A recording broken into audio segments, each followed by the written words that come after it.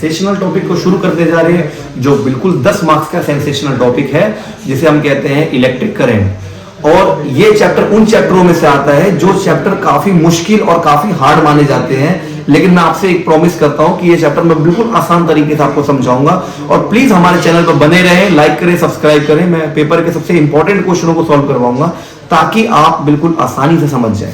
बिल्कुल टाइम ना वेस्ट करते हुए पहुंचते हैं बिल्कुल डायरेक्ट ऐसे टॉपिक पे जो आपको नंबर दिलवाए। बिल्कुल आपको क्या करना है कि वीडियो देखनी है, दैट्स इट। आपको नथिंग करना, थोड़ा बहुत मेहनत कर लेना, 19-20 क्वेश्चन कर लेना, बाकी मैं सारे टॉपिक कवर कर लूंगा। ये हमारे टोटल फॉर्मूले हैं चैप्टर के, जैसे आप देख रहे हो।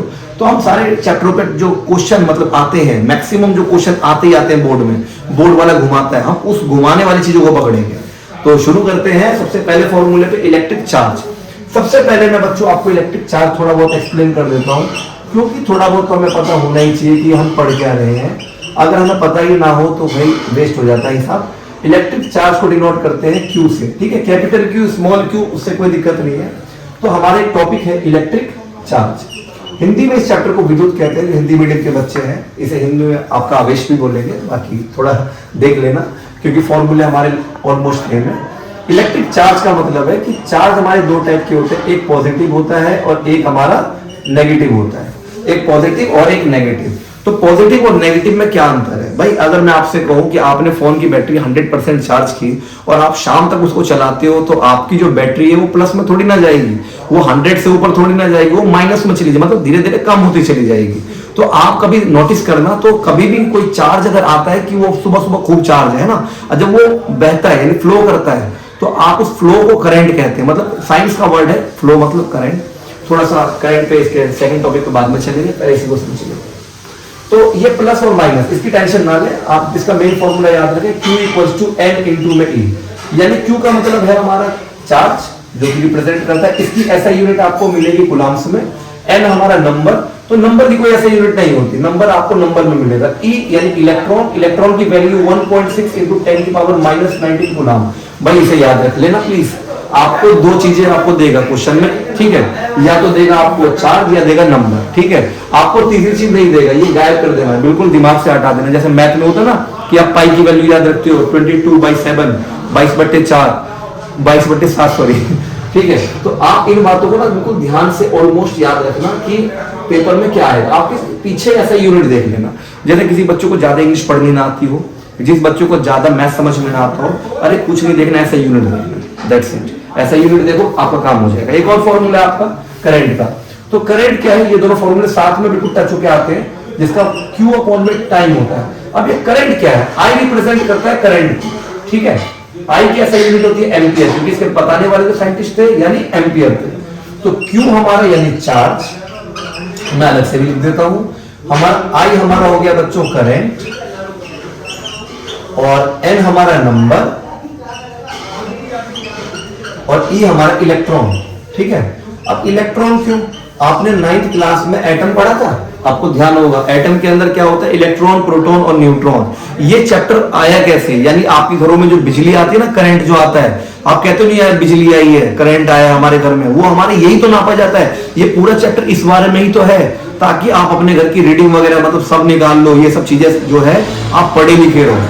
तो इसमें क्या होता है कि अगर हम अपने घर में जो करंट नापते हैं, तो करंट कैसे नापते हैं? तो एक यूनिट से नापते हैं। आप देखते हो ना कि आपके घर में एक यूनिट आता है। एज इट इज इस चैप्टर में यहां पर इन 3-4 टर्म्स को लिया गया ताकि आप इसे समझ सकें। जितना चार्ज होगा, मान लो हमारे पास 5 चार्ज है और पांचों चार्ज एक जगह पे है, तो इसे आप खाली चार्ज कहोगे, फिलहाल करंट नहीं कहोगे।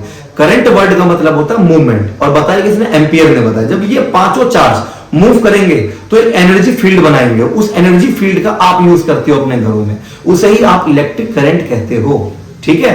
जब तक वो इलेक्ट्रिक करंट नहीं माना जाता, ठीक है। थोड़ा और उदाहरण से समझे तो हमारे पास एक लड़का है, ठीक है, ये लड़का बिल्कुल ठीक ठाक है, और इसको पता नहीं क्या हुआ कि किसी ने बोर्ड में देखा, जो बोर्ड में 3 छेद होते हैं ना बिजली वाले सॉकेट में, ये सॉकेट में इसने कोई उंगली डाल दी अपनी, ठीक है, लंबी सी उंगली डाल दी उसने, अपना हाथ ऐसे किया आगे और उंगली डाल दी, तो इसे करंट लगा, है ना। करंट क्यों लगा? अब देखो, अगर ये मैं कह रहा हूं प्लास्टिक पे खड़ा है, अगर नीचे प्लास्टिक है तो इसे करंट नहीं लगेगा, ठीक है। तो क्यों नहीं लगेगा? तो इसमें से पॉजिटिव चार्ज आया, है ना, इसकी बॉडी में भी पहले से ही चार्ज थे, और ये गए गए बेचारे गए और इन्हें आगे मूवमेंट करने के लिए जगह नहीं मिली, मतलब मूव नहीं कर पाए तो असर नहीं हुआ क्योंकि नीचे प्लास्टिक है। लेकिन अगर प्लास्टिक हटा दो तो हमारी धरती सबसे बड़ा अर्थिंग का काम करती है। ये हमारी अर्थ है और जैसे ही यहाँ पर ये चार्ज पूरा पास हुआ तो देखो ये एक जरिया बन गया, मतलब ये एक रास्ता बन गया। अब ये चार्ज लगातार आते जाएंगे, आगे से आ रहे हैं और ये मूव कर रहे हैं तो इसे करंट लगा, है ना। और इसके जो बाल है ये बाल ऑटोमेटिकली खड़े होंगे इसके बाद बेचारे के, ठीक है। तो कुछ हमारा ये है। और टाइम का मतलब हमारा टी रिप्रेजेंट करेगा टाइम को, जब भी टाइम हमारे ऐसा यूनिट है सेकेंड। तो बिल्कुल ध्यान रखना है आपको, ये 3-4 चीजें आपको ध्यान में रखनी है। इलेक्ट्रॉन की वैल्यू आपको याद रखनी है और बाकी की जो वैल्यू आपको क्वेश्चन में देगा। एक क्वेश्चन बिल्कुल मैं आपको बिल्कुल करके दिखाता हूं। हमारे पास एक क्वेश्चन है जो जब आया तो दिमाग के ऊपर से गया, मतलब कोई भी अगर देखेगा ना, जो एवरेज बच्चा है, बिलो एवरेज है, कोई वीडियो क्यों ही देखेगा, सब पास होने के लिए देखेंगे। ऑफ कोर्स मैं चाहता भी हूँ कि आप लोग अच्छे नंबर से पास हो। तो आपको एक बिल्कुल हैक लगा के खेलना है। गेम में भी जब हैक लगाते हैं ना तो उसमें पता क्या होता है, आप देखो मैक्सिमम क्या होता है, टीचर हमें बताते हैं क्वेश्चन पूरा एक्सप्लेन करो, पूरा समझो। इतना टाइम नहीं होता, 3 घंटे का लिमिटेड टाइम है। उसमें फटाफट सामने वाला ना जैसे ही 2.5 घंटे कंप्लीट हो जाते हैं, सामने वाला तलवार लेके खड़ा हो जाता है, आपके पास 20 मिनट है, पेपर ही टच नहीं होता। तो फिजिक्स के जो पोर्शन है बिल्कुल टाइम बचाएंगे। तो क्या है, यहाँ से यहाँ तक। अब मुझे देखना है बिल्कुल एवरेज बच्चे की तरह देखना है। यहाँ क्या क्या लिखा है, एक करंट तो भी पढ़ा था, ठीक है। अब मुझे देखना है कुछ नहीं, नंबर देखो, ऐसा यूनिट देखो इनकी, ऐसा यूनिट मैंने पीछे लिख रखी है ना, इनकी ऐसा यूनिट पकड़ो। अब इलेक्ट्रॉन की वैल्यू तो देगा नहीं, इलेक्ट्रॉन की वैल्यू तो हमारे पास गिवन है ना। इलेक्ट्रॉन की वैल्यू तो इसमें कभी कभार उसको तरस आ गया तो यहाँ गिवन में दे देगा, वरना उसे तरस ही नहीं आएगा। हमारे पास क्वेश्चन है current of 1 ampere is drawn by the filament. Filament में कोई बल्ब है, ठीक है, कोई भी चीज है, बल्ब है हमारा, फिलामेंट उसका ही होता है। जो आप देखते हो ना बल्ब के अंदर वो जो स्प्रिंग जैसा होता है, पहले 100 वाट का जो बल्ब आता था तो ऐसा वाला बल्ब आता था स्प्रिंग जैसा, इसे फिलामेंट कहा जाता है, ठीक है।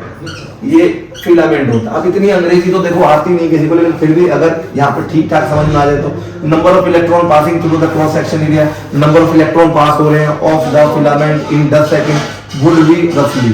तो कुल मिला के क्वेश्चन में क्या है, आपको कितने इलेक्ट्रॉन पास होंगे रफली, आपको रफली बताना है। तो भाई सब कुछ है, पहले उतार देते हैं गिवन। मैं कहता हूँ सिंपल चीज है, गिवन फटाफट करो और टाइम देख लेना, 1 मिनट में आराम से हो जाएगा। सबसे पहले ए लिखना है, मैं सबसे पहले 1 एम्पियर लिख लेता हूँ। एम्पियर का एम्पियर ये रहा, किसकी ऐसा यूनिट है, करंट की, यानी आई मिल गया मैं, है ना, सिंपल। आगे नंबर देखो कहाँ पर था हमारा, इलेक्ट्रिक बल्ब, नहीं छोड़ो इसे, नंबर नहीं दे रखा, नंबर नहीं पता, आगे हमें passing through cross section of the filament in 10 second. Time कितना मेरे भाई, टाइम है हमारे पास 16 सेकेंड का, ठीक। अब ये चीजें मिली, अब मेरे पास दिमाग थोड़ा लगा कि यार ये फॉर्मूला तो दोनों फॉर्मूले का मिक्स हो सकता है, क्यों, क्योंकि इसमें आई भी है इसमें और हमारा चार्ज के ऊपर भी बात करना है। ओवरऑल कहीं ना कहीं तो चार्ज की बात करेगा ही करेगा, है ना, चार्ज की बात तो करेगा ही, बिना चार्ज ये कैसे हो जाएगा। तो मेरे पास एक फॉर्मूला है जिसमें सब कुछ है, I equals to Q upon में टी, सही है, ये हमारा बेसिक फॉर्मूला है, I equals to Q upon में टी। क्योंकि आई की बात कर रहा है ना करंट की, तो ये वाला आई वाला लगा दिया। अब चार्ज की भी तो बात कर रहा है वो, चार्ज भी तो बोल रहा है, चार्ज और नंबर की तो बोल रहा है। तो क्यू की जो वैल्यू ऊपर मिल जाएगी आपको, ये जो क्यू है, क्यू का अपना एक फॉर्मूला होता है। देखो इन दोनों का अपना फॉर्मूला नहीं है, लेकिन इसका खुद का अपना एक फॉर्मूला है। तो आप इसे क्या लिख सकते हो, यानी इस फॉर्मूले के अंदर भी फॉर्मूला, इस क्यू की वैल्यू कितनी है, n इंटू में e और टाइम का टाइम। तो फॉर्मूला क्या बना, I equals to n into में e अपॉन में टाइम। एक बार थोड़ा एक्सप्लेन कर दो, हमारा मेन फॉर्मूला ये था, हमारा करंट इक्वल्स टू यानी चार्ज अपॉन में टाइम, ठीक। अब ऊपर आपने क्या देखा, चार्ज का मैंने फॉर्मूला क्या बताया आपको, ये वाला। तो इसकी वैल्यू जो है, यानी इन दोनों की वैल्यू इसमें पुट कर दो, सिंपल सी बात है, बस यहाँ वैल्यू आ गई हमारी। अब हमारे पास क्या है, इसकी वैल्यू क्या, 1, ठीक है। एन हमें दे रखा है, एन तो पता ही नहीं अपने को, एन ही तो निकालना है, एन ही तो हमारा नहीं दे रखा, तो हमारा एन का एन है। ई हमारा कितना है, 1.6 इंटू 10 की पावर -19 कूलम, बिल्कुल इलेक्ट्रॉन की वैल्यू पता है। और ये हमारा 16, कितना भाई, 16 है टाइम की वैल्यू, ये रहा, ठीक है जी। तो कुल मिलाकर के बात ये है कि इलेक्ट्रॉन की वैल्यू तो हमें पता होती है, इलेक्ट्रॉन हमें कोई दे या ना दे, बिल्कुल करेक्ट। तो अब मैं क्या करूंगा, एन निकालना है। तो ये जो है सबसे पहले पॉइंट हटाता हूं, जो बिल्कुल आसान चीज मेरे को लगती है, जो आपको लगेगी। भाई पॉइंट हटाओ मेरे भाई, पर जीरो नीचे लगाओ। जिनको ना पता हो पॉइंट के बारे में बता दूं, पॉइंट अगर नीचे लग रहा हो और उसके बाद कोई डिजिट हो, है ना, तो नीचे हटा के ऊपर जीरो लग जाएगा, ऊपर से हटेगा तो नीचे जीरो लग जाएगा। और यहाँ पर देख लेना कितने, मैंने कहा कि पॉइंट के बाद यहाँ पर एक डिजिट है, तो आपने जब पॉइंट हटाया तो यहाँ एक ही जीरो आप नीचे लगाओगे। अगर यहाँ 2 डिजिट होते यहाँ 2 जीरो लगाते, 3 होते 3 लगाते, जितने भी आप लगाते। अब ये हो गया 160 है ना, तो आप क्या करोगे 16 एकम 16, आप ऐसे काट दो, 16 दाम 160, ये हो गया 10। हाँ जी, ये हो गया 10 हो गया हमारा। अब ये जो 10 की पावर है, इस 10 की पावर को आप क्या करो, क्योंकि 10 की पावर हमें समझ में नहीं आती, इसका मतलब क्या है? 10 की पावर का मतलब होता है कि 10 की पावर अगर प्लस में हो, यानी 1 2 3 4 6 मान लेते हो, 10 की पावर हमारा माइनस में हो, इसका मतलब है आपका कि अगर आप कभी देखना ध्यान से, प्लस और माइनस का क्या मतलब है। मेरे पास कोई डिजिट 6 है, ठीक है, अगर इसके आगे 10 की पावर प्लस में है तो इसका मतलब है इसके आगे 6 जीरो। तो साइंटिस्टों को थोड़ा मुश्किल लगता है 6 जीरो लिखना, 1 2 3 4 5 6, है ना, ये लिखना मुश्किल लगता है, तो उसे प्लस करके लिख देते हैं ऐसे करके। इसी वर्ड को ऐसे लिख देंगे 6 इंटू 10 की पावर 6। लेकिन अगर ये जो 6 है वो डिवाइड में हो, ऐसे करके, ऐसे करके, बहुत लंबा, ये इतना बड़ा, 1 2 3 4 5 6, तो 6 डिजिट हो तो उसे ऐसे लिखा जाता है जो डिवाइड में। तो 10 की पावर जो इधर प्लस में 1 है, नीचे हमारा प्लस में है, कुछ नहीं है तो प्लस मान लेते हैं। जब ये ऊपर जाएगा तो ये माइनस में हो जाएगा, और माइनस ऊपर से नीचे आएगा तो प्लस में। तो मैं एक काम कर देता हूं बाबू, ऊपर वाले को नीचे ले आता हूं, ऊपर वाले को नीचे ले आता हूं। तो हमारा क्या हुआ, 1 इक्वल्स टू n इंटू में, ऊपर वाला तो हमारा कट गया, 1 का तो कोई मीनिंग नहीं होता, तो हमारा ऊपर वाला जब हमारा नीचे आ जाएगा, और नीचे हमारा कितना आ गया, हमारा 1 10, ये 10 हमारा है, तो 10 10 की पावर 1 इंटू में, क्योंकि इंटू लगाना है, 10 की पावर हमारा प्लस का 19। थोड़ा बता दो एक बार क्या हुआ, जिनको नहीं समझ में आया, n को छोड़ दिया, और ये वाला जो है 10 की पावर 19, ऊपर माइनस का तो नीचे आके प्लस का, और ये हमारा जो है काट के हमारा 1 तो आ गया था 10। तो अब इन दोनों को जोड़ दो तो हमारा कितना आया, सिंपल सिंपल, ये हमारा जोड़ के, यानी पावर जोड़ेगी बस, सिंपल सिंपल पावर जोड़, तो हमारा 10 की पावर 20 हो गई भाई, 19 और 1 20। अब ये हमारा इधर डिवाइड हो तो उधर जाकर के मल्टीप्लाई, यानी 1 इंटू 10 की पावर 20, ये 20 छोटा सा लिखना क्योंकि ये 20 ऐसे होना चाहिए, और इधर हमारा n हो गया। यानी कितने हमारे इलेक्ट्रॉन फ्लो होंगे, कितने नंबर ऑफ इलेक्ट्रॉन, यानी 1 के आगे 20 जीरो। अब देख लो, करोड़ भी 7 पे आते हैं, 10 करोड़ भी 8 पे आते हैं, 8 जीरो पे आते हैं, तो कई आप देखो खरब नील अरब कहां तक गिनोगे। तो इसलिए साइंटिस्टों ने 10 की पावर बोली, और आप इसे ऐसे सॉल्व करोगे। ये 2 क्वेश्चन है, ये वाला, ये 2 फॉर्मूले का मिक्स क्वेश्चन है, तो फॉर्मूले का मिक्स वाला क्वेश्चन आता है, आपको ये ध्यान रखना है कि इस फॉर्मूले से कौन सा क्वेश्चन है। ठीक, अब देखो जरा मैं चुटकी बजाता हूं और वो 1 सेकंड में साफ हो जाएगा। हाँ, फॉर्मूले छोड़ देता हूं, तो चुटकी बजाते देखा, हो गया ना क्या। और अब शुरू करते हैं इलेक्ट्रिक पोटेंशियल। इलेक्ट्रिक पोटेंशियल क्या होता है, आप कभी भी एक बात समझते हो, ताकत, शक्ति, तो ये पोटेंशियल का मतलब होता है साइंस में शक्ति। जैसे मैंने आपसे कहा कि करंट का मतलब है फ्लो। अगर आपसे कोई पूछे कि भाई अगर ये चार्ज है, रुका हुआ है, तो इसे हम तो चार्ज कहेंगे, लेकिन जब ये मूव कर रहा है तो उसे करंट कहेंगे। अभी पानी मूव करे तो क्या कहेंगे, वाटर करंट। हवा मूव करे तो उसे क्या कहेंगे, एयर करंट। और इसी तरह अगर चार्ज मूव करे तो इलेक्ट्रिक करंट। तो इसी तरह से पोटेंशियल मतलब है ताकत, कि धीरे धीरे ताकत जो है कम हो जाएगी। और ताकत की ऐसा यूनिट है वी, यानी वोल्टेज। आप जो घर में कहते हो वोल्टेज कम आ रही है मेरे भाई, बिल्कुल वही करेक्ट। और आपके घर में जो सबमर्सिबल जो बटन ऑन करने जाते हो, जो हमारी तरह मिडिल क्लास फैमिली से हैं, जिनके नौकर चाकर घर में खुद नहीं है, वो खुद ही नौकर चाकर हैं, तो उनके लिए मैं एक वर्ड बोलना चाहूंगा कि जब आप सबमर्सिबल चलाने जाते हो तो उसमें एक जगह बॉक्स में देखते हो कि एक जगह ए लिखा रहता है ना, एक जगह आता है, एक बक्से में ए आता है ना गोले में, और एक जगह वी लिखा आता है यहाँ पर। तो ये एम्पियर होता है, यानी 0 1 2 3 5 तक 10 तक, मतलब ये नंबर में बढ़ेंगे। और जो वोल्टेज होता है वो तो 50 में बढ़ता है, 50 100 150। घर में 200 का वोल्टेज आ गया, मैक्सिमम 250। इसके ऊपर नहीं, इसके ऊपर आया घर में तो सब कुछ फूक जाएगा।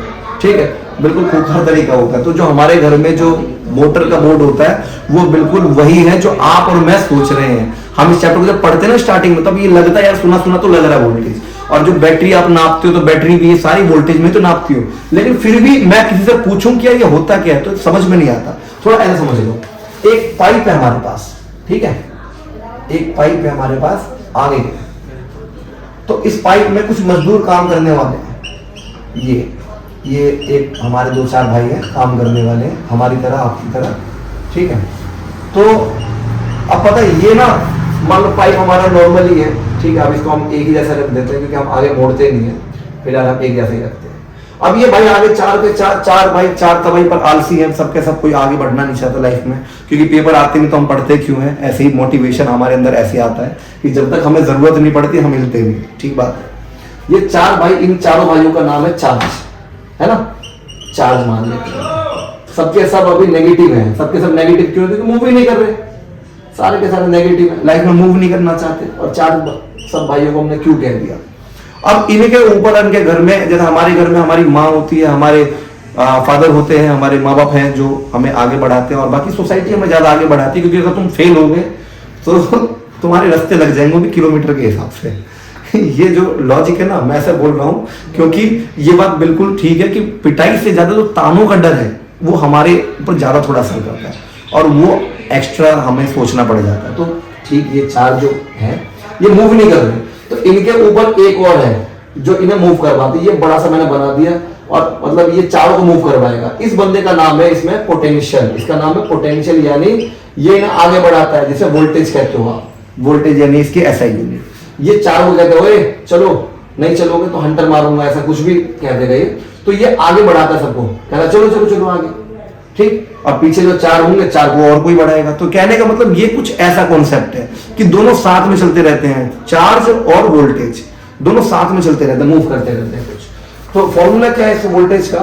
ये अब चलेंगे तो भाई चलेंगे तो यहां से कहीं ना कहीं तो ये जाएंगे, तो यहां से लेकर यहां तक जब जाएंगे ए पॉइंट से बी पॉइंट पे ये जाएंगे, तो इसे कहेंगे वर्क डन। क्योंकि वर्क डन आपने पढ़ा था ना, अगर कोई चीज मूव कर रही है तो उसे वर्क कहते हैं, काम करना। अब मैं दीवार को, इस बोर्ड को धकेलूं, भाई मेरे से तो धकेला जाएगा नहीं, आपसे भी नहीं धकेला जाएगा, है ना? तो अगर हम पूरे दिन में मिलकर धकेले तो कुछ फर्क नहीं पड़ेगा। तो ये वर्क डन नहीं हुआ। वर्क डन का मतलब अगर छोटा सा भी कोई मूवमेंट होती है तो आप उसे वर्क डन कहते हो। तो वर्क डन हमारा यहाँ पे फॉर्मूला मैंने लिख दिया है। और वर्क कौन करेगा? वर्क कौन करेगा? चार्ज करेगा। तो डिवाइड बाई चार्ज। अब इसकी ऐसा यूनिट होगी बच्चों जूल। वर्क की ऐसा यूनिट किसने बताई थी? जूल्स ने बताई थी। तो ये जे लिखाएगा, जो भी क्वेश्चन आएगा तो जे में आएगा जो वैल्यू। और इसकी ऐसा यूनिट किस में आएगी हमारी? इसकी हमारी कूलाम चार्ज में आएगी। तो एक क्वेश्चन है हमारे, बिल्कुल एक बेसिक क्वेश्चन मैं बना देता हूं, ठीक है, ताकि आपको समझ में आ जाए। ठीक है, क्या कहते हैं? ए चार्ज ऑफ 5 कूलाम, ठीक,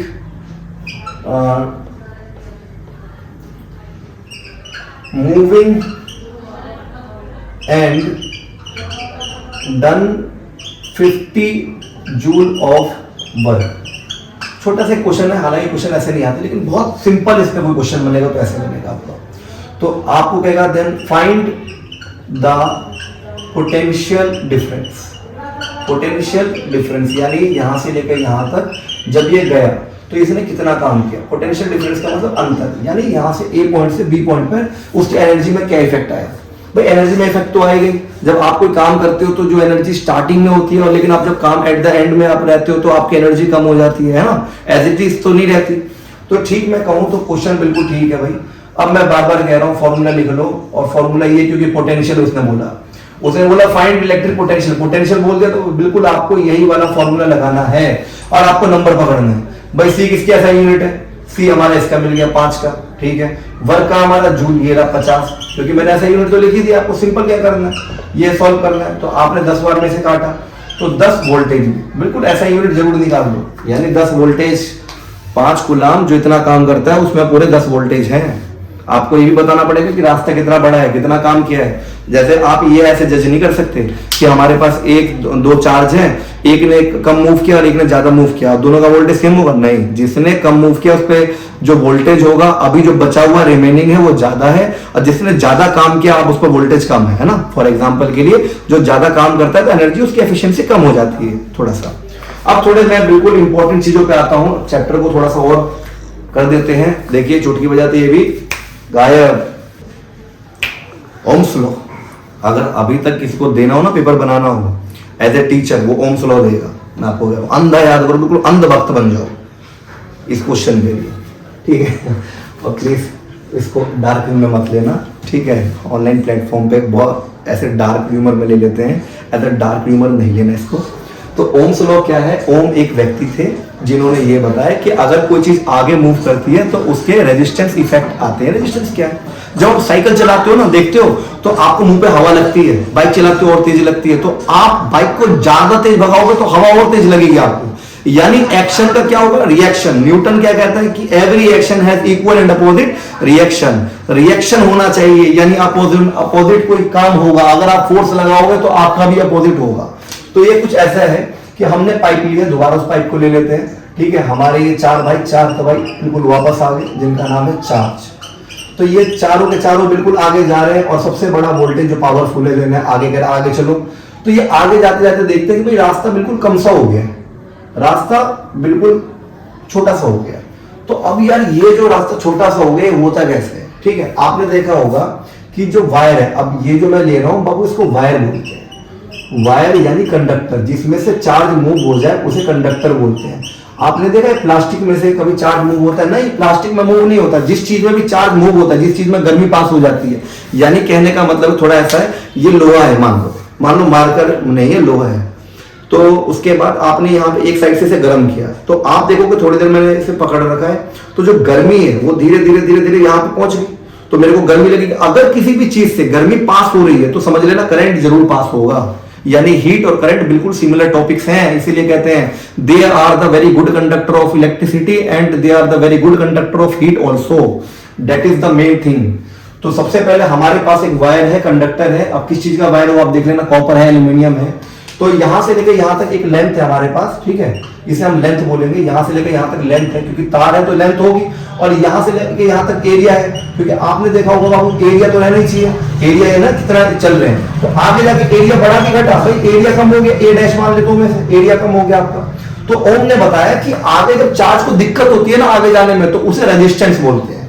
तो इस पॉइंट से, यानी इस पॉइंट से ये दिक्कत होनी चालू होगी, इस पॉइंट को मैं बोलूंगा रेजिस्टेंस। तो रेजिस्टेंस का मतलब होता है कि जब हम आगे बढ़ते हैं तो हमें दिक्कत होती है। और ओम ने बताया तो ओम का सिंबल ऐसा होता है, ओम का सिंबल बिल्कुल गॉड ऑफ वॉर जैसा होता है। अगर किसी ने गॉड ऑफ वॉर गेम खेला हो, ठीक है, मैंने खेल रखा है तो मेरे बचपन की यादें हैं थोड़ी बहुत, इसीलिए मैं गॉड ऑफ वॉर गेम को जानता हूँ। और सिंबल सेम टू सेम है, ठीक है, पेपर में ऐसा आएगा, ठीक है। ऐसा जरूरी नहीं कि कोई भी टीचर ने पढ़ाता हो उसमें गेम में मैं खेल रहा हूँ, बहुत सिंपल चीजें, लॉजिकल चीजें। तो एरिया जो है ये आगे जाके कम हुआ, तो इन चार्ज को दिक्कत होगी। अब ये चार्ज बेचारे कह रहे हैं भाई हम चार एक बार में तो यहाँ नहीं जा सकते, तो यहाँ वोल्टेज खड़ा हो जाएगा। वोल्टेज कह रहा ठीक है भाई कोई बात नहीं, तो यहाँ पर एक चार्ज को ऐसे गोदी में पकड़ेगा, ये ऐसे लिया इसने और ऐसे फेंक दिया, है ना, जो वोल्टेज का असली काम होता है। थोड़ा डायग्राम में मैं ऐसे समझा रहा हूँ तो आपको समझ में आ जाएगा, क्योंकि मैं किसी से अगर एक पूछता हूँ तो कोई समझा नहीं पाता, आप क्या ही समझाओगे। आप 10th क्लास में आपको जो है ना डायग्राम कम मिलता है बुकों में, और छोटी क्लास में डायग्राम ज्यादा होता है। तो बच्चा कहता है ना, बच्चे को पूछते हैं A4 क्या है, एप्पल, वो एप्पल उसने देखा हुआ है तो इसलिए वो बता देता है। हमें पूछता है वोल्टेज क्या है, वोल्टेज थोड़ी देखा हुआ है हमने ये सब तो इमेजिनेशन है। तो उस इमेजिनेशन को करते हुए हमारे पास एक टॉपिक है जो मैं खुद बनाता हूं कि ऐसा समझ के चलो। तो यहां पर ये जो रास्ता है ये कम रास्ता है, तो एरिया यानी कम होना। तो यहां पर एक फॉर्मूला आया कि हमारा V वोल्टेज जो है वो बढ़ा रहा है, मतलब चार्ज को आगे फेंक रहा है। यानी वोल्टेज जब तक है, ये बेचारे वोल्टेज जब तक है तब तक चार्ज आगे बढ़ता रहेगा।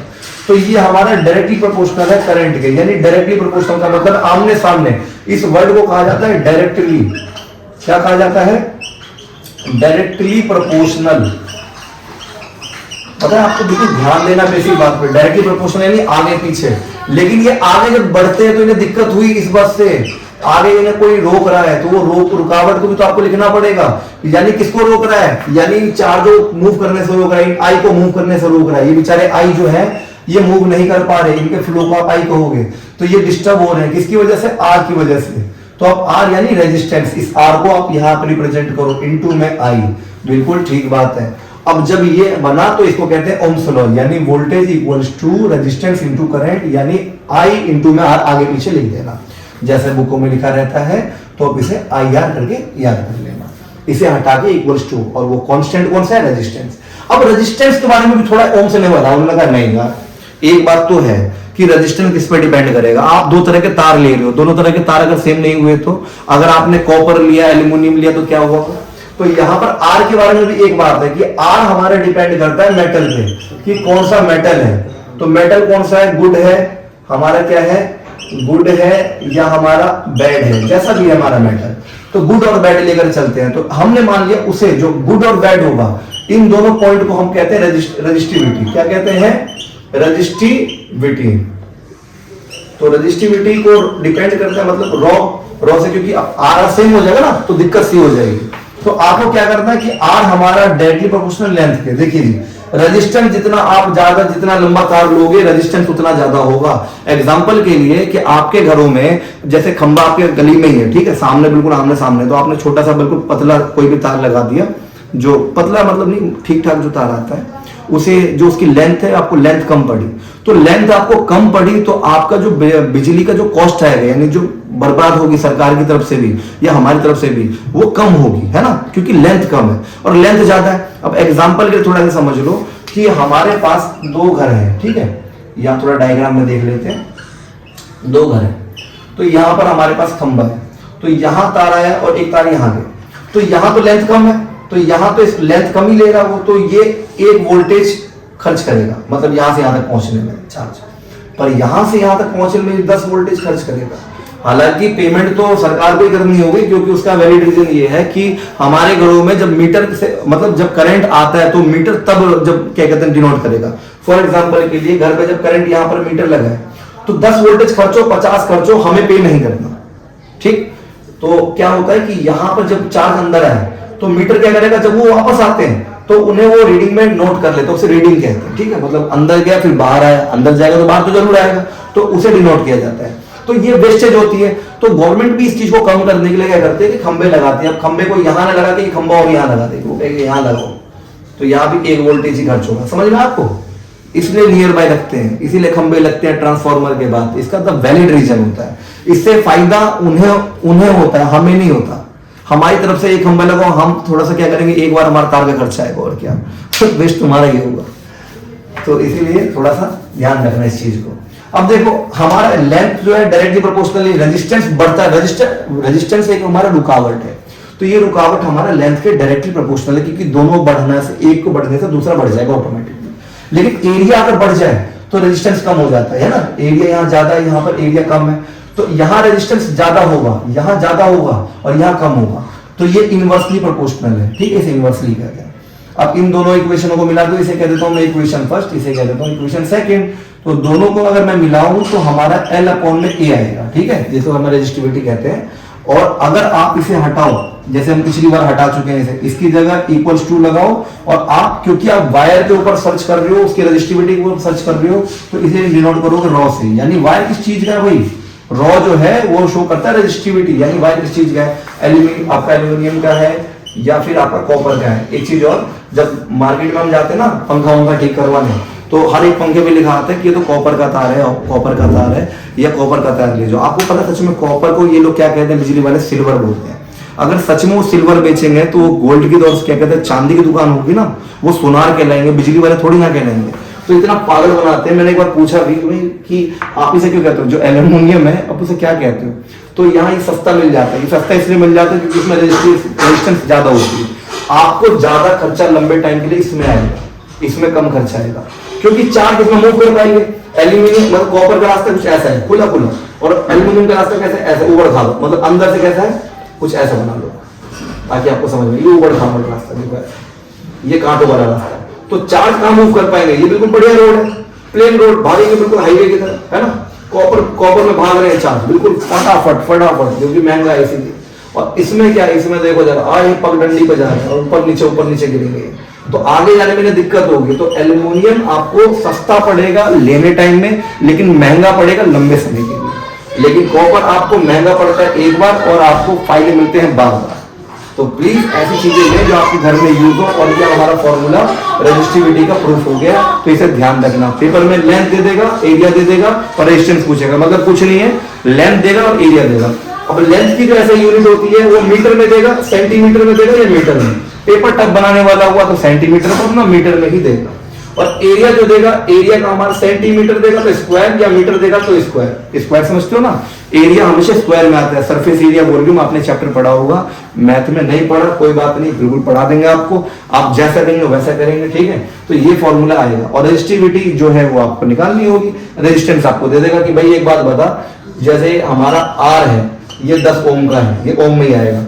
ये हमारा कितना है, 5 सेंटीमीटर या मीटर पर स्क्वायर, मीटर पर स्क्वायर ले लेता हूँ क्योंकि ज्यादातर क्वेश्चन मीटर पर स्क्वायर में है। अब तार को सेंटीमीटर में थोड़ी ना खरीदोगे, कॉमन सेंस लगाओ, तार को हम सेंटीमीटर में थोड़ी ना लेंगे, हम मीटर में लेंगे, कम से कम 1 मीटर में तो लेते हैं तार को। तो ये आपको दे देगा, जैसे मैं करूँ 50, और आपको कहेगा बताओ रेजिस्टिविटी क्या है, मतलब कितना तार में जो चार्ज फ्लो हो सकता है, उसकी क्षमता कितनी है, यही तो आप निकालने जा रहे हो।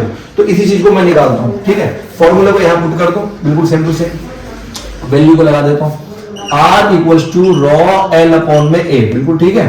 तो हमारा R कितना है भाई, R हमारा है 10, ठीक है। रॉ हमारा नहीं दे रखा, L हमारा कितना है 50, ओके। और एरिया कितना हमारा 5 है, और ये मल्टीप्लाई बीच में, हाँ इधर कुछ नहीं तो मल्टीप्लाई है, इससे हमने डिवाइड मारा, हमारा 10 आ गया, ठीक है जी।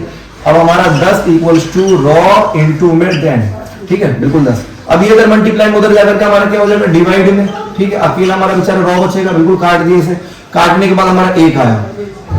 अब पूछोगे कि सर इसकी ऐसा यूनिट क्या होगी, तो भाई मैं ऐसा यूनिट बनाना सिखाता हूं मेरे भाइयों, बिल्कुल सिंपल है ऐसा यूनिट, बिल्कुल कोई आपको दिक्कत नहीं आएगी, ठीक है। अगर आप ये निकालने जा रहे हो तो ये पहुंचा दो उधर, अब ये पहुंचा दोगे उधर, तो आपको क्या मिला, फॉर्मूला क्या बना, ये फॉर्मूला आपका ये बना कि ये A तो पहुंच गया इधर, ठीक है, और L कहां पहुंच गया, L हमारा पहुंच गया इधर। तो अब बताओ एरिया कैसे यूनिट क्या होता है, मीटर पर स्क्वायर, इसका क्या होता है, ओम होता है, और डिवाइड कर दो, और L का हमारा मीटर, तो मीटर से मीटर खत्म हो गया, तो 1 मीटर बचा। तो हमारा आंसर क्या है, यानी इसका जो भी आंसर है 1 मीटर इंटू में ओम, बिल्कुल हमारा same to same, hence proved. ऐसा यूनिट बनाना भी बहुत ही सिंपल है, ऐसा यूनिट हम ऐसे बनाते हैं। फिर से एक बार चुटकी बजानी पड़ेगी, क्योंकि अब हम करने जा रहे हैं सीरीज और पैरेलल वाइज, जो कि इस चैप्टर में बिल्कुल हार्डकोर कॉपी है। चलिए, हाईलाइटेड टॉपिक सीरीज वाइज और पैरेलल शुरू करते हैं। सीरीज और पैरेलल क्या है, मान लो यहां पर खंबा है, ठीक है, यहां घर है A और ये घर है B और एक घर है C, ठीक है। तो घर है हमारा A, हमारा घर है B, हमारा घर है C, तो ये 3 घर है। अब तीनों घरों में एक समस्या है कि इन्होंने एक ही तार शेयर करा, क्योंकि पड़ोस में रहते, तो इन्होंने कहा जी एक ही तार में काम चला लेंगे। तो हमने भी कहा ठीक है, कोई दिक्कत नहीं है, आप एक तार में काम चला लो। तो जब एक तार में काम चलाते हैं तो इससे एक परेशानी है, एक समस्या है। पता है समस्या क्या है, कि यहाँ पर टोटल वोल्टेज है 250 वोल्टेज। अब वोल्टेज इंपॉर्टेंट है, वोल्टेज यानी पावर। घर में जो पंखा चलेगा वो वोल्टेज पे चलेगा, सारी चीजें वोल्टेज पे, यानी चार्ज तो आ ही रहा है लेकिन पावरफुल चार्ज आना चाहिए, बिल्कुल ताकत के साथ आना चाहिए। तो ये यूज करेगा 100 वोल्टेज, इसने 100 वोल्टेज यूज करा, इसके लिए कितना छोड़ा, आप खुद इसमें से माइनस कर लो, कितना बचा 150, ठीक है। इसने भी कितना यूज करा, इसने 50 वोल्टेज यूज कर लिया टोटल, इसने 50, इस बेचारे के लिए आखिरी में कितना बचा, या इसने इतना 150 यूज कर लिया, ठीक है। टोटल कितना हो गया, 250 तो ये हो गए। इसके लिए 0 वोल्टेज बचा, यानी इन 2 घरों में लाइट अच्छी आएगी, ठीक है। 2 घरों में ये वाला ज्यादा यूज करता है, ये वाला कम, लेकिन हम मान लेते हैं ये दोनों यूज कर रहे हैं। इस वाले के लिए बचा ही नहीं, क्यों, क्योंकि इनका तार एक है। क्योंकि जब वायर एक होगा तो भाई लोड बढ़ेगा, आप लोड सेव कर दे रहे हो, तो इस चीज को कहते हैं सीरीज वाइज। इसे क्या कहते हैं, सीरीज वाइज, यहाँ सीरीज वाइज रेजिस्टेंस। तो इस वर्ड को बोला गया सीरीज वाइज। सीरीज का मतलब है जी एक तार में आप सब कनेक्शन कर रहे हो, और अगर इनकी लड़ाई हो जाए पड़ोसियों की, पड़ोसी आपस में कहें नहीं भाई आप तो बहुत गलत कर रहा है, बिजली बिल हमें भरना पड़ रहा है, इस तीसरे बेचारे को भरना पड़ रहा है, सी वाले को ए और बी मजे कर रहे हैं। अब इनका हो गया बंटवारा। अब इन्होंने कहा नहीं, अब भैया अलग अलग अपना करेंगे, ठीक है, अपने अपना तार खरीद के लाएंगे और अपना अपना डालेंगे, ठीक है। डायग्राम से समझ में आ रहा होगा, ठीक है, सभी बच्चों को कमेंट कर देना अगर कुछ ना है। यहाँ पे इन्होंने तीनों तार अलग अलग कर दिए, तो ये ए घर, ये बी और ये सी। अब इस पे भी 250, क्योंकि तार अलग अलग है, तो खंबे पे तो 250 ही है। खंबे पे कितना है, 250। खंबे पे कितने भी 4 जोड़ो, 10 जोड़ो, कितने भी जोड़ो, वो ट्रांसफार्मर से कनेक्ट है, वो देगा आपको। तो इस घर में भी 250 आया, ए में भी 250 मिला, बी में भी 250 मिला आपको, और सी में भी आपको 250 मिला। जो सारे वोल्टेज ये सभी आपको घरों में बराबर वोल्टेज मिली। तो इस कनेक्शन को, क्योंकि तार अलग अलग है, तो इस कनेक्शन को कहते हैं पैरेलल वाइज। क्या कहते हैं, पैरेलल वाइज कनेक्शन। तो आप इस बात को बिल्कुल ध्यान से समझना, ऐसे सीरीज और पैरेलल में काम होता है, ऐसे सीरीज और पैरेलल काम करते हैं, वर्क करते हैं, चीजें इतनी आसान नहीं होती। तो इस पे फॉर्मूले में आते हैं, क्वेश्चंस आते हैं बहुत ज्यादा। एक और है कि इन पर ड्राइव भी आता है, हालांकि मैं ड्राइव समझा सकता हूं, लेकिन एट द एंड करना क्या है कि हमें चीजों को शॉर्ट करना है। तो चलिए एक क्वेश्चन मैं करवा देता हूं, उसके बाद ड्राइव भी देखते हैं इसका, या पहले ड्राइव भी देख लेते हैं ताकि थोड़ा क्लियर हो जाए। कोई बात नहीं, ड्राइव भी देख लेते हैं थोड़ा। देखो अब तार एक है, एक ही तार है, तो जब तक तार एक है तो करंट सेम रहेगा, ध्यान रखना। जब तक तार सेम है तो चार्ज एक ही रहेंगे, एक ही घर में चल रहे, एक ही लाइन में चल रहे। तो जो चीज है, ओम्स लॉ का फॉर्मूला क्या है, V equals to I into में R, ठीक है जी। अब इस वाले का घर का जो खर्चा होगा, मतलब पंखा चलाए, हो सकता है बल्ब चलाए, तो इस वाले इसका कहेंगे R1, इस वाले का कहेंगे R2 और इस वाले को कहेंगे R3। समझ में आई बात? मतलब कि भाई पहले घर में हो सकता है बल्ब चले, दूसरे घर में एसी चले, तीसरे घर में बल्ब भी ना हो, ये भी हिसाब हो सकता है। जो बिजली का खर्चा होता है उसे रेजिस्टेंस कहा जाता है। तो आप उसे एक ही तार में जोड़ रहे हो, तो पहला मैं एक ही तार वाला समझाऊंगा। तो हमारा मेन फॉर्मूला ये हो गया भाई, वोल्टेज जो है, वोल्टेज हमारा बदला, वोल्टेज हमारा बदला क्योंकि इसको ज्यादा मिला, इसको उससे ज्यादा मिला, इस बेचारे को तो मिला ही नहीं। तो क्या बदला? वोल्टेज बदला। और क्या बदला? हमारा रेजिस्टेंस बदला। तो अब मैं कहूंगा कि वोल्टेज मेरे को निकालना पड़ेगा, टोटल वोल्टेज मेरे को निकालना पड़ेगा। तो वोल्टेज कैसे निकालेंगे? और प्लीज अगर थोड़ा शोर है कुत्तों का तो माफ करना, क्योंकि आपको पता है ना कि भाई कुत्तों का ना यही हिसाब होता है, वो इस टाइम पे जमीन जायदाद की लड़ाई कर रहे हैं। जब भी आप पढ़ने लग जाओगे, सीरियस हो, तो होता क्या, उनको जमीन जायदाद जो भी उनका बंटवारा है इलाकों का, उनकी लड़ाई होगी। मैंने बहुत देख ली अभी, थोड़ा ठीक है, देखिए थोड़ा बेचारे परेशान है। तो थोड़ा मैं समझाता हूं आपको कि टोटल आपको वोल्टेज निकालना है। भाई टोटल वोल्टेज कितना है, तो आपको V निकालना है। इसमें क्या चेंज हुआ, आपको R को छोड़ देना, दोनों में R मत देखना, R देखना नहीं है आपको, R छोड़ देना है इसमें, ठीक है। तो V मेरे को टोटल निकालना है, तो V टोटल लिख देता हूं मैं, यानी I इंटू में हमारा, अब देखो थोड़ा सा ऐसे करते हैं, V1 V2 V3। थोड़ा एक बार समझा दो तो भाई, आपके टोटल वोल्टेज खंबे से आ रहा है, सही बात है, लेकिन वोल्टेज तो बदला ना, इसमें ज्यादा यूज किया, उसने इससे कम, इससे ठीक है, इसने सबसे कम, इसने उससे ज्यादा, इसने सबसे बचा ही नहीं इस बेचारे में। देवा, इसका तो बहुत बुरा हाल है तीसरे वाले घर का, बिजली बिल दे रहा है लेकिन इस बारे में ये खर्च ही नहीं कर पा रहा।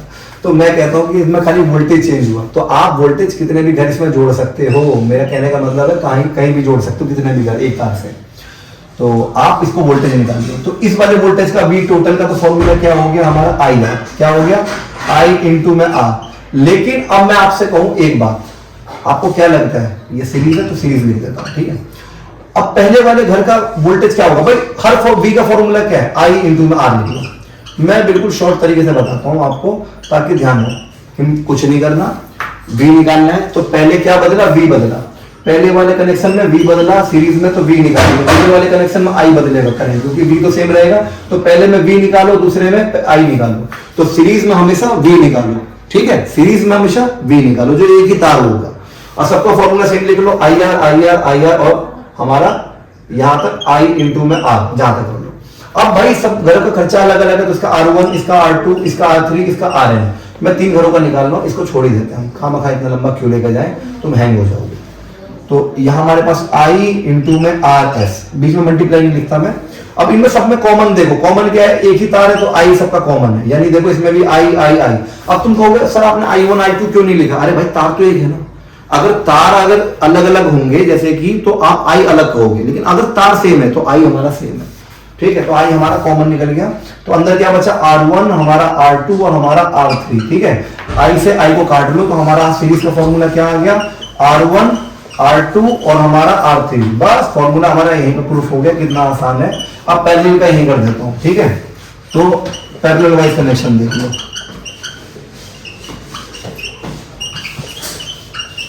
पैरेलल वाइज कनेक्शन या रेजिस्टेंस एक ही बात है, ठीक है। तो पैरेलल में क्या होता है भाई, आपका I चेंज होगा, अब I आपका बदल देगा, तो I का ही फॉर्मूला निकालना है। तो अब हमारा मेन फॉर्मूला क्या है, V equals to I into में R, तो मैं I निकालना है। तो ये R हमारा मल्टीप्लाई में, तो उधर जाके हमारा क्या हो जाएगा जी, डिवाइड में, V अपॉन में R हो जाएगा, इधर हमारा I बचा। तो अब हमारा क्या बदला, बिल्कुल हमारा सेम फॉर्मूला ये रखना, बस I निकालना है। तो जी मैं I टोटल करूंगा हर जगह, तो हमारा हो जाएगा I1 I2 और हमारा I3। अगर आपको दिख रहा हो थोड़ा सा मैं इधर भी आपको लिख दूंगा। तो हमारा सबका I का फॉर्मूला है, तो इसका फॉर्मूला सबका VR लिख लो, V बटे R, V बाई R, इसका भी V अपॉन में R और इसका भी हमारा V अपॉन में हमारा R, ठीक है। एक्यूरेट हो गया हमारा, V अपॉन में R हो गया। तो अब हमारे पास क्या बचा कि अब सब घरों का, अब ये जो पैरेलल है इस वाले R को तो छेड़ना नहीं है, ये 1 हो गया, ये 2, ये हमारा 3। भाई 3 घर का अलग अलग हिसाब है, रेजिस्टेंस थोड़ी ना सेम होगा। तो आप क्या करते हो कि V अपॉन में RP लिख देते हो, तो हमारा ये हो जाएगा। अब सब में V कॉमन है हमारा, क्योंकि सबका अपना, भाई खंबा तो एक ही है ना, तार गली अलग अलग है, तो सबके वोल्टेज तो बराबर मिल रहे हैं। तो जो बराबर मिल रहे हैं उसको बाहर करो, अंदर क्या बचा 1/R1, 1/R2, 1/R3, V से V खत्म, तो हमारा ऊपर क्या बचा, इसके ऊपर कुछ नहीं बचा, तो 1, तो 1/RP equals to 1/R1 plus 1/R2 plus 1/R3। ठीक है, वीडियो बहुत लंबी हो गई, पहली बार क्या करें, लेकिन फिजिक्स है, कुछ नहीं कर सकते, और आप इसे कितने भी कनेक्शन जोड़ सकते हो, तो इसे कहते हैं हम पैरेलल वाइज कनेक्शन। तो ये फॉर्मूला प्रूफ हो गया। अब इसके न्यूमेरिकल की तरफ चलते हैं, जो कि बिल्कुल आखिरी न्यूमेरिकल है, बिल्कुल हो जाएगा खत्म। देखा, गायब हो जाता, चुटकी हो जाती, ऐसी है। अब बढ़ते हैं इस चैप्टर के मोस्ट इंपॉर्टेंट क्वेश्चनों की तरफ, जो कि अगर मैं कह रहा हूं कि ये पूरा वक्त जो मैंने दिया है, अगर कुल मिला के कहूं तो इन चीजों के लिए दिया है इस चैप्टर में। ठीक है, तो आपको निकालना क्या होगा, सिंपल, आपको लॉजिकल बात है, आपको निकालना है यहाँ पे टोटल रेजिस्टेंस, यानी हमारे पास एक तार है, तार की जो सर्किट है। अब तक सर्किट कैसे बनाएंगे, तो ऐसे साइंस में सर्किट को ऐसे बनाते हैं, बिल्कुल एक लाइन की तरह बनाते हैं, और जो आपके ऊबड़ खाबड़ रास्ते दिख रहे हैं ना, ये क्योंकि रेजिस्टेंस यानी रुकावट, यही तो असली रेजिस्टेंस है कि भाई चार्ज यहाँ मूव हो रहा है। ये बैटरी का सिंबल है, वोल्टेज, यानी बैटरी कितने वोल्टेज की है आपकी। ठीक है, इसमें बैटरी थोड़ा मैं ले लेता हूँ, बैटरी आपकी 10 वोल्टेज की है, तो 10 वोल्टेज की आपकी बैटरी है, तो V का ऐसा यूनिट V होता है, वोल्टेज है ना। एक जो लाइन बड़ी है वो कहेंगे पॉजिटिव, एक छोटी है नेगेटिव, फिर पॉजिटिव, फिर नेगेटिव, ऐसे करके बिल्कुल साइन बनाना है। फिर आपके प्लस साइड से हमेशा चार्ज मूव होगा, यानी सारे चार्ज भागेंगे, वोल्टेज के भाई आगे चलो आगे चलो, ये बेचारे आगे गए, फिर इन्हें रुकावट मिली, फिर आगे गए, फिर इन्हें आगे 3 जगह, यहाँ पे ये 3 जगह 3 टुकड़ों में बट गए, है ना। तो अब मैंने सीरीज और पैरेलल आपको समझाया था, आपको ध्यान देना है। सबसे पहले ये देखो कि तार अलग अलग कहाँ है, आपको कुछ नहीं देखना, तार अलग अलग कहाँ है, आपको अलग अलग देखना है। तो अलग अलग आपको ये तो एक ही तार में, ये तो बाद में जोड़ लेंगे, ये हमारा सीरीज हो गया। आपको सीरीज पैरेलल में क्या करना है, सबसे पहले देखो कि तार का बंटवारा कहाँ हो रहा है, बस सिंपल बात। बंटवारे वाले हिस्से को पहले एक करो, जब वो एक बन जाए फिर उस एक को सिंपल लाइन में जोड़ना है, जो कि बहुत आसान फॉर्मूला है। तो सीरीज का फॉर्मूला है R, सीरीज का है 1R1, क्या कहते हैं R2, बिल्कुल लाइन से जोड़ना है, बिल्कुल कोई दिक्कत नहीं। लेकिन पैरेलल का फॉर्मूला क्या है, 1/RP equals to 1/R1 plus 1/R2 plus dot dot dot. ठीक है, हैंड्स ऑन। तो अब है क्या, दोनों के दोनों फॉर्मूलों में अंतर क्या है, तो आपको करना क्या है, सिंपल भाई, हम इसको छोड़ देते हैं क्योंकि एक ही तार है। आगे गए हम 3 हिस्सों में बट गए, तो ये 3 हिस्सों में जो बटे हैं तार, इसको मैं कहूंगा पैरेलल वाइज। तो इस वाले को मैं कह देता हूं जी R1, इस वाले को हिस्से को मैं कह देता हूं जी R2, इस वाले रेजिस्टेंस को कह देता हूं जी R3। ठीक है, ये हमारा R2 और ये हमारा R1, बिल्कुल सिंपल सी चीज है। तो अब मैं क्या करता हूं कि ये सिंपल सी बात अगर मैं देखूं तो मुझे इनको कैसे करना है, फॉर्मूला मेरे RP का क्या है भाई, सिंपल R पैरेलल 1/R1, ठीक है, 1/R2 प्लस 1/R3, इनको जोड़ लो। इसकी वैल्यू क्या है, 1/15, सबकी वैल्यू 1/15 है। वैल्यू कुछ भी हो, वैल्यू से मतलब नहीं है, आपको ध्यान देना इस चीज पे कि ये काम कैसे कर रहा है, आपको सॉल्व करने का तरीका पता होना चाहिए। 1/RP इक्वल्स टू, अब एलसीएम लोगे 15 सब नीचे है तो 15 ही आएगा एलसीएम। नंबर कोई भी आपको एलसीएम लेना पता होना चाहिए, मैं बिल्कुल एलसीएम लेना है, जैसे आप एलसीएम लेते हो। फिर इसकी डिवाइड आपने इससे की 15 की 15 से डिवाइड की, ऊपर 1 आया, तो सेम नंबर आपको उतार देना ऊपर वाले। आपको एलसीएम एससीएफ आता है, बाकी जो चीजें ना आए करे प्लीज कमेंट कर देना ताकि मैं आपको समझा दूं। सभी 1 को जोड़ा 3 आ गए, इधर हमारा 15। ठीक है, तो अब क्या करना, आखिर में रेसिप्रोकल कर दो भाई, इसको ऊपर कर दो और 1 वाले को नीचे, इसमें 15 वाले को ऊपर कर दो और 3 वाले को नीचे कर दो। बिल्कुल सिंपल है, 1 का मतलब कुछ होता नहीं नीचे, तो इसको हटा लो नीचे। ठीक है, क्योंकि 1/RP को आप थोड़ी लिखोगे, आप इसको ऊपर नीचे कर दो, बिल्कुल रेसिप्रोकल कर दो। 3 एकम 3, 3 पंचे 15, तो आपका इधर 5 ओम आ गया, यानी सभी तार 1 हो गए। तो ये आपने इसको 1 कर दिया, इन सबको 1 कर दिया, इन सबको 1 करके, यानी 1 करने के बाद हम लेकर आए 5 ओम, तो 5 ओम आ गए टोटल इसका। बाकी अब ये एक ही तार में, अब ये पूरा 1 हो गया, तो ये भी एक तार में, ये भी एक तार में, इनका बंटवारा तो नहीं हुआ।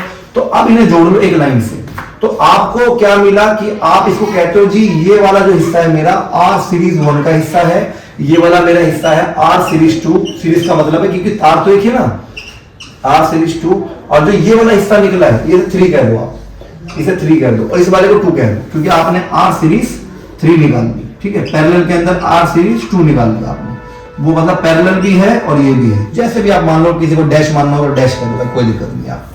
तो आप इसको टोटल करो, तो R सीरीज को यानी R1 जोड़ दो इसे, ठीक है, और R पैरेलल डैश इसे कह दो, और R सीरीज 2।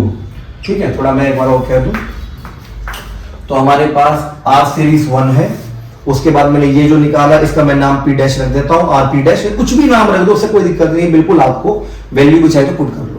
फिर आखिरी में हमारे पास ये आ गया। तो आर सीरीज हमारा इसकी वैल्यू आ गई 15 आ गई हमारे पास, इसकी वैल्यू पूरे की हमारा 5 आ गई और इस वाले की वैल्यू 5 आ गई। कितने हो गए हमारे पास? अगर हम कहें 15 और 5 20 25, तो 25 ओम हमारे पास आ गया आंसर। अब एक चीज और कहेगा क्वेश्चन में पता है कि रिक्वेस्ट कहेगा कि भाई करंट भी तो निकाल के दे। करंट तो मैं पता ही नहीं। असली बात तो ये है कि 3 चीजें होती है, V equals to I into में आर। वोल्टेज पता है? हाँ जी वोल्टेज पता है। आई नहीं पता, आर हमें दे दिया, तो हम निकालेंगे ओम्स लॉ से। तो ओम्स लॉ हमारा क्या है? V equals to I into में आर। वोल्टेज कितना अपना 10 है, ठीक है जी। करंट कितना? करंट है, करंट नहीं है हमारे पास, आई का आई हो गया। आर हमारे पास कितना है? आर हमने टोटल निकालेंगे 25, ठीक है। अब ये जो हिस्सा है मल्टीप्लाई में उधर जाकर डिवाइड में हो जाएगा, तो हमारा क्या हो जाएगा? ये वाला उधर चला जाएगा डिवाइड में, 10 अपॉन में 25, तो ये हमारा आई हो जाएगा। अब डिवाइड मारो, 2 के 5 के पार्ट से मारो, तो 5 दूनी 10, 5 पंजे 25। अब इसे डिवाइड कैसे करेंगे? सिंपल ऐसे करके डिवाइड कर दो, ठीक है। पॉइंट लगा करके 20 हो गया, 5 चौक 20 आ गया, नहीं कटे नहीं, बिल्कुल आसानी से। तो हमारे ये बिल्कुल कट के कितना आ गया? I equals to 0.4 ampere. ये हमारा आंसर आ गया और आपने करंट निकाल दिया। अब आखिरी में बिल्कुल मैं आपसे एक बात कहूंगा, एक इसमें पावर का टॉपिक है, पावर कैसे यूनिट होती है? वाट, ठीक है। इसमें कुछ नहीं है, आपको बिल्कुल मैंने वर्क डन और टाइम सबके साथ सिखाई रखा है। बिल्कुल इसमें पुट करना है। पावर के 2 फॉर्मूले हैं, वर्क अपॉन में टाइम है और आपका वोल्टेज इनटू में करंट है। कभी कभार इसमें ओम लॉ पूछा जाए तो वोल्टेज की जगह वैल्यू पुट कर देना, आई की जगह वैल्यू पुट कर देना। और हीटिंग इफेक्ट का मतलब आई स्क्वायर आर टी। तो करंट, आर और टाइम, ये आपको पता ही, आपको वैल्यू पुट करनी, जहां हीट लिखा है वहां हीट पुट करना है, पावर है पावर वाला, ठीक है। तो ये चैप्टर होता है फिनिश और वन शॉट को करते हैं समाप्त। तो प्लीज आप हमारे चैनल पर बने रहें, लाइक करें, सब्सक्राइब करें और जल्दी से जल्दी इसी तरह हमसे जुड़े रहें।